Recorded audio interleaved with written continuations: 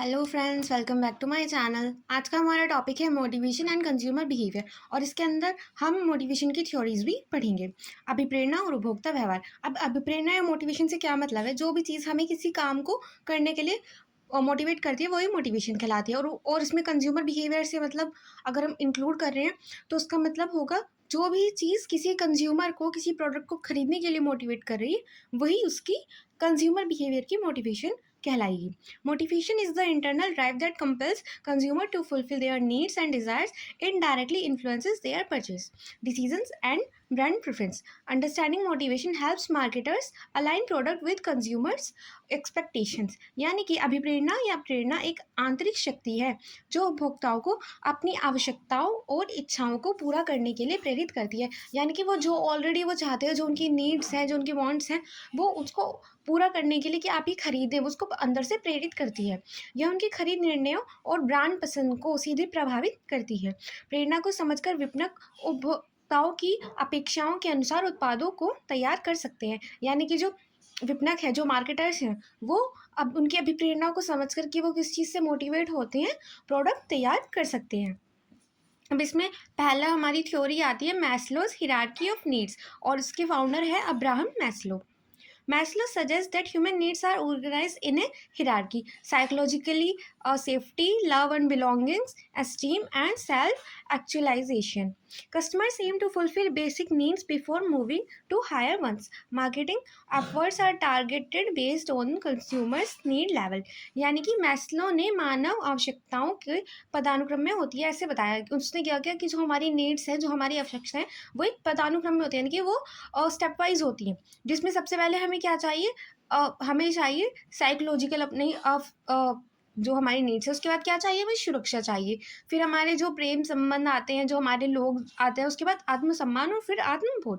उपभोक्ता पहले बुनियादी आवश्यकताओं को पूरी करता है, यानी कि जो सबसे ज़्यादा नीड है जैसे कि खाना पीना, ये हमारी ह्यूमन नीड्स है। सबसे पहले वो इन्हें पूरा करता है और फिर वो आगे बढ़ता जाता है कहाँ तक? आत्मबोध तक।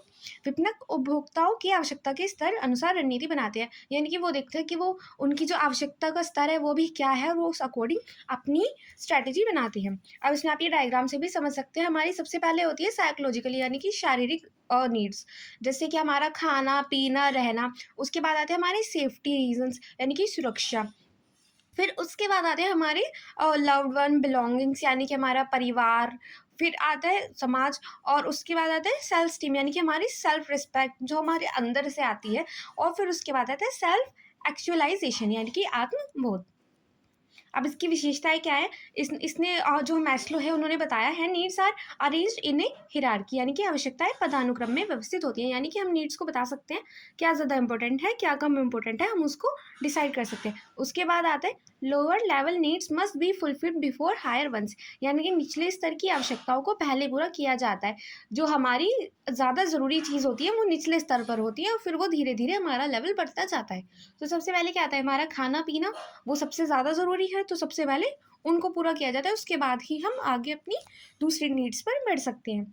उसके बाद आता है applies of various life's and consumption stages, यानी कि यह जीवन और उपभोग के विभिन्न चरणों पर लागू होता है। क्योंकि ये विभिन्न स्टेजेस पर लागू हो सकती है कि कोई इंसान है जो सिर्फ अपनी लिविंग अभी अपनी खाने जितना कमा रहा है कि खा सकता है खाना वगैरह अपना और कुछ ज़्यादा अफोर्ड नहीं कर सकता, और जो दूसरा इंसान है वो काफ़ी रिच है, उसके लिए क्या है? सेल्फ स्टीम सबसे ज़्यादा इंपॉर्टेंट है क्योंकि उसके पास और नीचे की जो चीज़ें हैं वो सब हैं।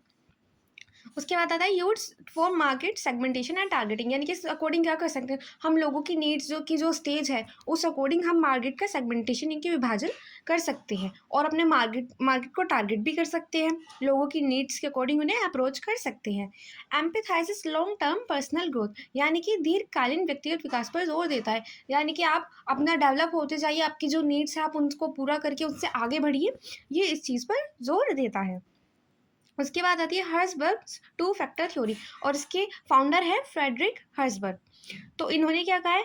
Herzberg divide motivational factors into two categories: hygiene factors जैसे कि सैलरी, वर्क और एनवायरनमेंट, और मोटिवेटर्स यानी कि recognization and responsibility. Hygiene factor prevent dissatisfaction but only motivators drive satisfaction and action. यानी कि हर्सबर्ग ने क्या करा? उसने प्रेरणा अभिप्रेरणा को दो श्रेणियों में विभाजित किया। अब पहले आते हैं इसमें हाइजीन कारक, जैसे हमारा वेतन, कार्य, वातावरण। और उसके बाद आता है प्रेरक, मान्यता और जिम्मेदारी। जो हाइजीन कारक हैं वो आपको असंतोष करने से रोकते हैं, कि आपको लगे कि आप वहाँ पे बेटर नहीं फील कर रहे या फिर आपके लिए वो चीज़ इनफ नहीं है, वो आपको ऐसा सोचने से रोकते हैं। और जो दूसरे फैक्टर होते हैं प्रेरक कारक, वो आपको संतुष्टि प्रदान करते हैं, आपके अंदर एक रिस्पॉन्सिबिलिटी, एक एक्शन लाते हैं ताकि आप काम करने के लिए मोटिवेटेड हों। अब इसकी विशेषताएं क्या है, इन्होंने दो फैक्टर्स में बांटा है, हाइजीन और प्रेरक। उसके बाद जो हाइजीन फैक्टर है वो असंतोष को कम करते हैं, यानी कि डिससेटिस्फैक्शन को रिड्यूस करते हैं। उसके बाद जो हमारे थर्ड पॉइंट है motivator improve satisfaction and performance. जो प्रेरक कारक हैं वो क्या कर रहे हैं, संतुष्टि और प्रदर्शन को सुधारे, यानी कि एक चीज़ हमारी असंतोष को कम कर रही है और दूसरी चीज़ संतोष को बढ़ा रही है। उसके बाद fourth point focus more on internal satisfaction, यानी कि हम आंतरिक तौर पर संतुष्ट हो, ये ज़्यादा ज़रूरी है हमारे लिए। उसके बाद applicable in service and work place marketing, यानी ये कहाँ हो सकता है, सेवा और कार्यस्थल विपणन में लागू होता है। अब इसके बाद आता है मैक्लीलैंड्स थ्योरी ऑफ नीड्स, और इसके फाउंडर हैं डेविड मैक्लीलैंड। मैक्लीलैंड ने क्या कहा है, मैक्लीलैंड प्रपोज 3 की ह्यूमन मोटिवेटर्स। इन्होंने क्या किया, 3 तरह के मोटिवेटर्स होते हैं, हमें ये बताया। The needs for achievement, affiliation and power. Consumers are driven differently depending on which of these needs dominates. Marketing appeals can be personalised accordingly. यानी कि मैक्लीलैंड ने 3 प्रमुख प्रेरक आवश्यकताएं बताई। सब उपलब्धि, संबंध और शक्ति की आवश्यकता। उपभोक्ताओं की क्रियाएं इस पर निर्भर करती है कि इनमें से कौन सी आवश्यकता प्रमुख है। विपणन रणनीतियां इस आधार पर व्यक्तिगत की जाती है। अब उपलब्धि में कोई अचीवमेंट चाहता है, संबंध में वो चाहता है कि लोग उसको जाने, उसको समझे, और शक्ति में वो पावर चाहता है। तो उपलब्धि में क्या होता है, वो अपना इंसान जो हैगा वो हर चीज़ बेटर करना चाहेगा, कि मेरी जो चीज़ है वो मैं खुद से ही बेटर करूं ताकि उसको अचीवमेंट मिले। संबंध में होगा वो लोगों से कम्युनिकेट करने की कोशिश करेगा ताकि वो एक सोशल लाइफ अच्छी तरह जी पाए। और शक्ति में वो सबसे पावरफुल, ये वो चाहेगा कि वो अपने आप ही अपने टारगेट्स बढ़ाता चला जाए ताकि उसकी जो पावर है वो भी उनके साथ साथ बढ़ती जाए। अब इसकी विशेषताएं हैं focus on learn needs not biological, यानी कि सीखी हुई आवश्यकताओं पर ध्यान केंद्रित करता है, जैविक पर नहीं। मतलब इसका मतलब है कि आप कोई भी क्वालिटी सीख रही हैं, आपके पास बर्थ से कोई क्वालिटी या नीड नहीं है। Achievement seeking consumers prefer result, यानी कि जो उपलब्धि चाहते हैं वो परिणाम को प्राथमिकता देते हैं, क्योंकि आपके लिए अचीवमेंट अगर आपके पास कोई है वो आपको किस चीज़ से पता चलती है, रिजल्ट से। उसका कैसा रिजल्ट है तभी तो आप कुछ अचीव कर पाएंगे। Affiliation oriented people seek relationship, यानी कि वो जो रिश्तों की तलाश करते हैं, कौन से संबंधों के प्रति रुचि रखने वाले लोग, जो चाहते हैं कि वो एक बहुत अच्छी सोशल लाइफ जिए, उनको पर्सनली सब लोग जाने, वो रिश्तों की तलाश करते हैं। कि वो क्या करते हैं, वो चाहते हैं कि वो लोगों से किसी भी तरह कम्युनिकेट कर पाएँ। उसके बाद power driven individuals prefer control और इन्फ्लुएंस, यानी कि जिनको अपनी शक्ति चाहिए, जो चाहते हैं उनकी पावर, वो कैसे वो लोगों को कंट्रोल करना पसंद करते हैं कि ताकि उनका इन्फ्लुएंस लोगों पर रहे और लोग उनकी बात माने। यूजफुल फॉर सेगमेंटिंग लीडरशिप और ब्रांड इन्फ्लुएंस मार्केट्स, यानी कि नेतृत्व या ब्रांड प्रभाव वाले बाजारों को विभाजित करने के लिए उपयोगी है। जो लीडरशिप के अकॉर्डिंग होते हैं या फिर ब्रांड जो इन्फ्लुएंस करते हैं, ये रणनीति उनके लिए अच्छी रहती है। उसके बाद आते हैं ड्राइव रिडक्शन थ्योरी, इसके फाउंडर हैं क्लार्क हल। अब ड्राइव रिडक्शन थ्योरी क्या है, this theory states that motivation arises from the desire to reduce internal tension caused by unmet needs. Once the need is fulfilled, the drive reduced and the behavior stops. It is mainly applied in basic psychological needs. यानी कि सिद्धांत कहता है कि प्रेरणा अधूरी आवश्यकताओं से उत्पन्न तनाव को कम करने की इच्छा से उत्पन्न होती है। यानी कि हमारी कोई नीड है वो भी पूरी नहीं हुई तो हमें टेंशन रहेगी कि काश ये चीज़ हमें मिल जाए, ये चीज़ हमें लेनी है। तो ये जो मोटिवेशन है, ये इससे हमारी जो हमारी टेंशन क्रिएट हुई है उसकी को कम करने के लिए उत्पन्न होते हैं, कि हम चाहते हैं कि हमारी वो टेंशन कम हो। जब आवश्यकता पूरी हो जाती है तो प्रेरणा समाप्त हो जाती है, कि जब हमें वो नीड मिल गई तो हम उसके लिए और ज़्यादा मोटिवेट नहीं हो सकते। हमें कोई चीज़ चाहिए थी, हमने उसके लिए मेहनत की है काफ़ी ज़्यादा, अब हमें वो चीज़ मिल गई तो अब हम मोटिवेट नहीं हो सकते कि हमें क्या मिलेगा, कुछ नहीं मिलेगा, हमें ऑलरेडी वो मिल चुका है। यह मुख्य रूप से शारीरिक आवश्यकताओं पर लागू होता है। अब इसकी विशेषताएं क्या है, बेस्ड ऑन बायोलॉजिकल नोट्स और सर्वाइवल नीड्स, यानी कि जैविक और जीवित रहने वाली आवश्यकताओं पर आधारित है।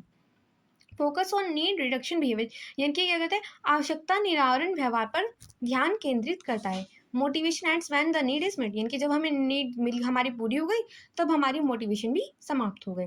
उसके बाद applies well to impulse buying and instant needs, यानी कि आकस्मिक खरीद और तत्काल आवश्यकताओं पर अच्छी तरह से लागू होता है। यानी कि जो हमने रैंडमली परचेज कर लिए या फिर जो हमारी इंस्टेंट हमें कोई चीज़ चाहिए, एकदम से हमें ऐसा लग रहा है, ये उन पर ज़्यादा अच्छी तरह से लागू होता है।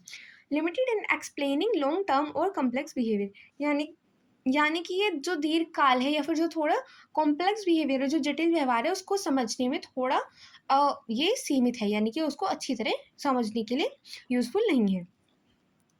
अब आती है हमारी last theory, expectancy theory. Founder है इसके विक्टर ब्रूम, यानी कि अपेक्षाएं सिद्धांत।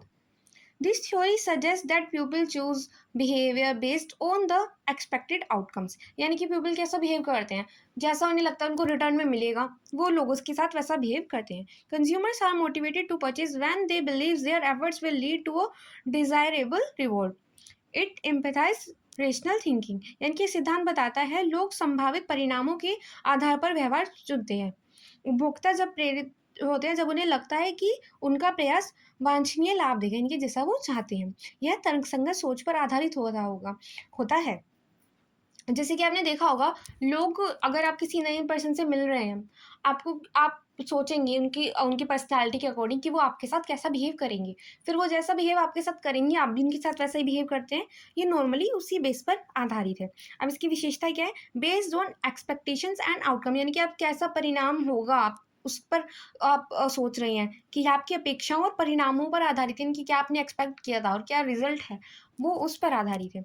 उसके बाद consumers weight effort versus reward, यानी कि वो क्या करते हैं, प्रयास और इनाम का मूल्यांकन करते हैं, यानी कि उन्हें बैलेंस करने की कोशिश करते हैं कहीं ना कहीं। इसके बाद एनकरेज गोल डायरेक्टेड बिहेवियर, यानी कि यह लक्ष्य उन्मुख व्यवहार को प्रेरित करता है। Useful in performance based marketing, यानी कि प्रदर्शन आधारित विपणन में उपयोगी, क्योंकि आप प्रदर्शन के अकॉर्डिंग ही आप उसको रिटर्न दे रहे हैं, तो इसलिए ये परफॉर्मेंस बेस्ड मार्केटिंग में अच्छा रहता है। Assumes logical rational consumer thinking, यानी कि तर्क संगत उपभोक्ता सोच को मानता है, क्योंकि लॉजिकल क्यों, जितनी आपकी आउटकम है आप उस अकॉर्डिंग अपना बिहेव कर रहे हैं, तो इसलिए ये तर्क संगत उपभोक्ता सोच को मानता है। आई होप आपको आज का वीडियो अच्छा लगा हो। Thank you for watching.